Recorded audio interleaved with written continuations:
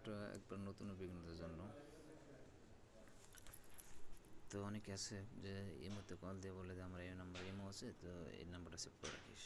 তো তখন ইমো আছে, হোয়াটসঅ্যাপ আছে, তো তখন সে নাম্বারটা সেভ করতে পারে না, অন্য সাহায্য নিতে হয়। তো আজকে দেখাবো কীভাবে নাম্বারটা সেভ করে ইমোতে কানেক্ট করতে হয়।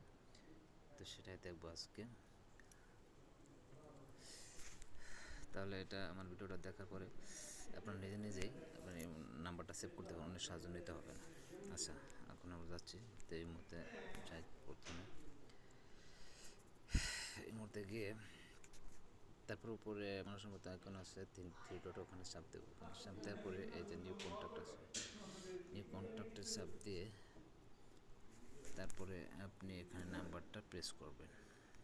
ধরেন আপনি বাংলাদেশের নাম্বার প্রেস করছেন, বাংলাদেশ কোড নাম্বারটা এখানে দেবেন। এই যে বাংলাদেশ লেখা, তারপর বাংলাদেশের নাম্বারটা আপনি সেভ করবেন। ধরেন 0174602, ঠিক আছে। প্রেস করার পরে অ্যাডে চাপ দেবেন। অ্যাডে চাপ দেওয়ার পরে আপনার এখানে যদি ইমো ওপেন করা থাকে, তাহলে আপনার অটোমেটিক ইমো নাম্বার চলে আসবে। আপনার ওপেন করে ইমো যদি ওপেন করা না থাকে এই নাম্বারে, তাহলে আপনার এরকম একটা লেখা আসবে, that number is not been registered imo yet, please make sure number your input is correct. মানে বলতেছে আপনার এই নাম্বারে ইমো নাই, অবশ্য সঠিক নাম্বারটা এখানে প্রেস করতে বলছে, এখানে দিতে বলছে, ঠিক আছে।